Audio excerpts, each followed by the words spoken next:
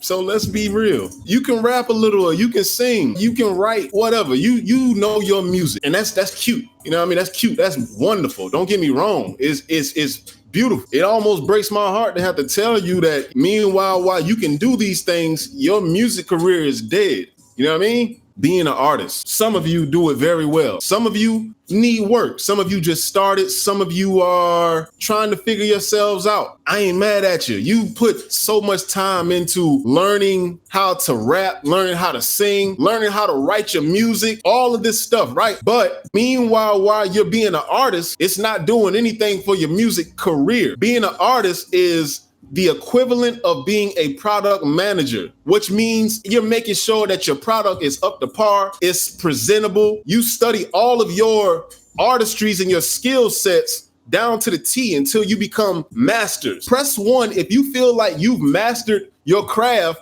or if you're closer to mastery of your craft as an artist than you were last year. You've done what most people can't do. Actually make music that people like. Let me pause you right there. There is a relationship between your career and your artistry, but it's not the same thing. And that's the reason why so many artists fail. That's the reason why so many artists never actually get in front of that label, or never get in front of that opportunity, or never get those fans, those real fans. We stop at one part. 10% of your career is dedicated to your artistry. What you've been doing thus far, the years or the months or weeks, however long you've been doing this, has only been 10%. I don't mean to take anything away from you, make you feel like you're not doing enough, but it's time for us to really understand what a music career is. If you ever ask a millionaire in any trade or any business, what did they do in order to get there? It'll all boil down to the simple fact that there is a system to follow. If you ask a heart surgeon, how did you get here? Did you just go poking around on people's hearts until you finally got it right one day and people started paying you out of nowhere? Did the money just fall out of the sky because you called yourself a heart surgeon? What did you do in order to become a heart surgeon? They'll tell you that there was a set of steps or